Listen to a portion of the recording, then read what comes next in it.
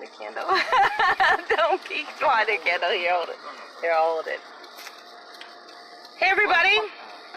It's Rachel. And Kirk. And we have our memorial candle. And Goldie is, oops, back there. Where's the, try to show you Goldie back there. There she is. It's a memorial garden. We're still hauling. And right now we are in Portal. Okay, just like down here. We have our memorial candle. You see, it looks like you're drinking. All right, so, so yes, we were in the town of Portal, Georgia, where I pushed through, and this was actually one of the most dangerous places I pushed through, believe it or not. It's a very small community. You can see that stoplight down there? Yep, that's the light that they have. So it's a single light, pretty much. Maybe there's two, but I think there's one or two. It's not much. In any event, because of some of the people that I talk to here and the experiences, don't spill it, the experiences that that I encountered when I came through. I was stalked by a couple of robbers, local thieves, and I waited in that restaurant over there, very nice restaurant. I waited in there until the woman who was doing a newspaper article on me, she had called the police and made sure that the police got on them because they literally were stalking me. It was a couple. And they were known, you know, locally to, you know, stab and rob people. They have had that arrest record previously. So my just getting through safely just meant letting people know that I was here and that I had a problem. So once I informed them, people jumped right on the situation, and it was resolved. In the meantime, I had many conversations while I was waiting that couple of hours for my green light to keep passing through.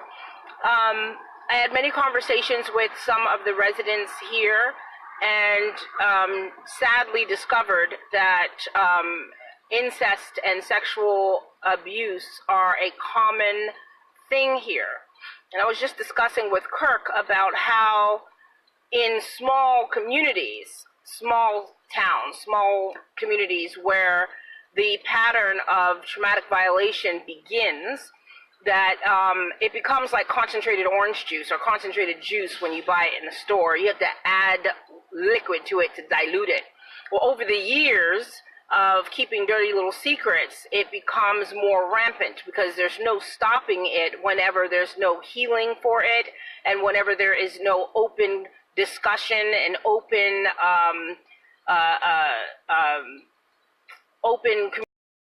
communication about traumatic violations, especially sexual violations and incest.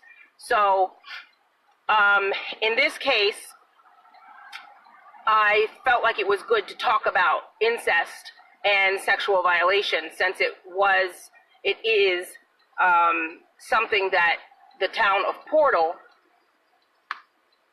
needs some help with. And I said when I rolled through here the first time that a center, a wellness center or a sex recovery center or something needs to be dropped in this community. For the future preservation of its people and its children. It's the school right across the street. So so I am especially praying and thinking about and remembering here in this community, specifically in this town of Portal, the sexual abuse victims, the survivors and the departed of Portal. And I am especially remembering them because they are so openly willing to discuss with a stranger that this community is mostly related. And that disturbed me so much that the next 30 miles I dedicated to praying for this community. If you would have seen the generations, more than a dozen people stood before me, and the generations that were there talking about, this is my cousin, brother, and this is my auntie, sister, and yeah, we're all related. It's just too much. The little girls that are imitating grown women in an unhealthy fashion, the young boys, 9, 10 years old, imitating the inappropriate behavior of adults.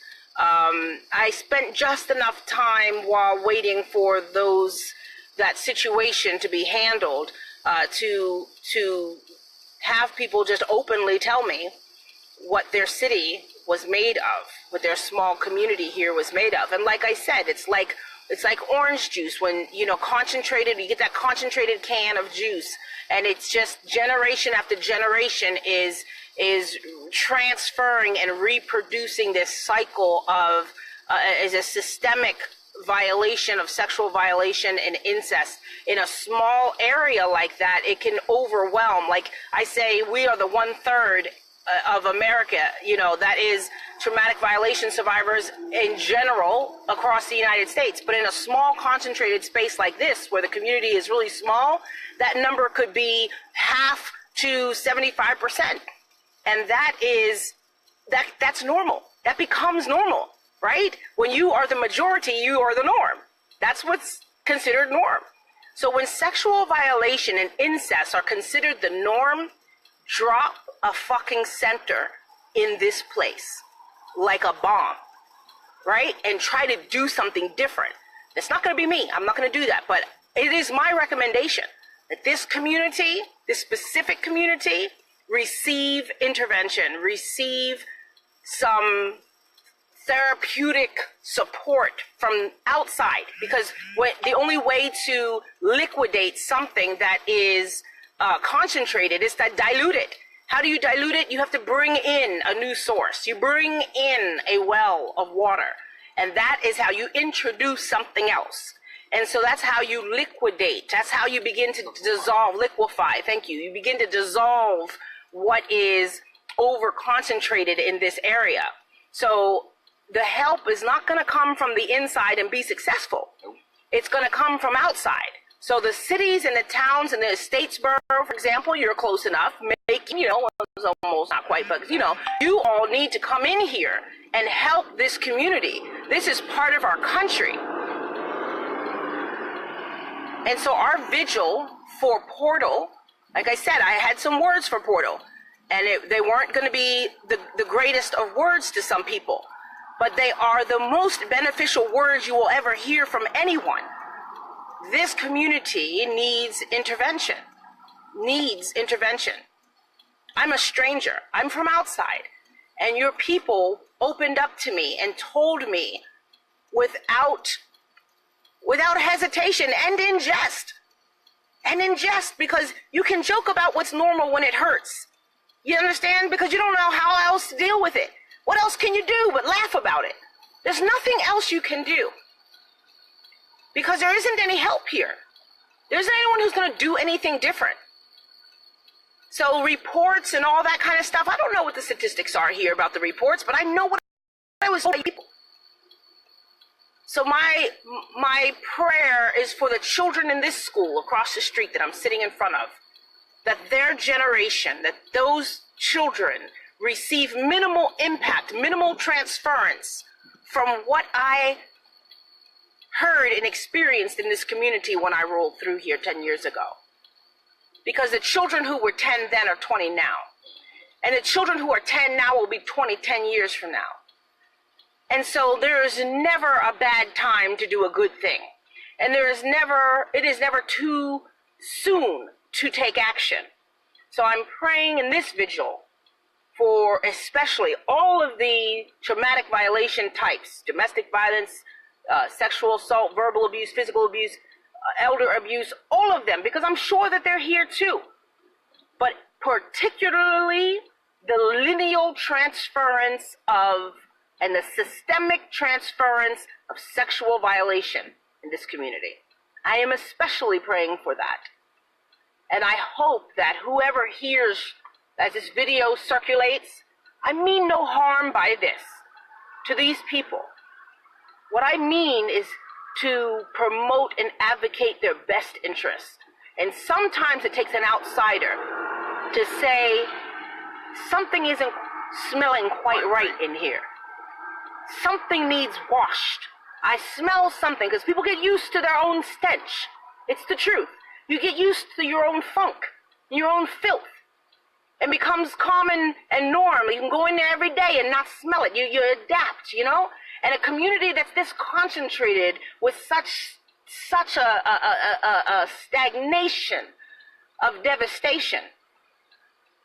It takes somebody from the outside to say, I smell something off here.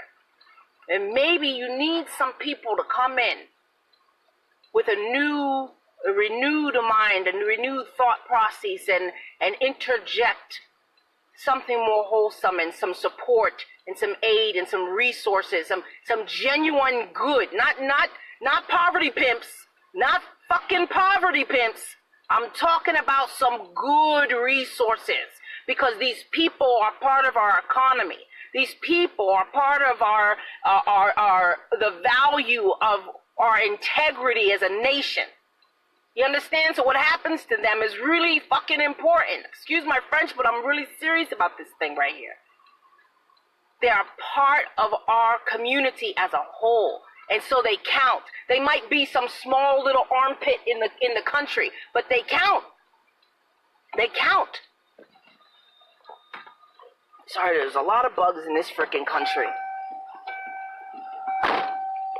So that is our vigil prayer. Amen. We remember you all. We are moving on to our next community. Love and life. Stay in touch. Stay in touch. Please share.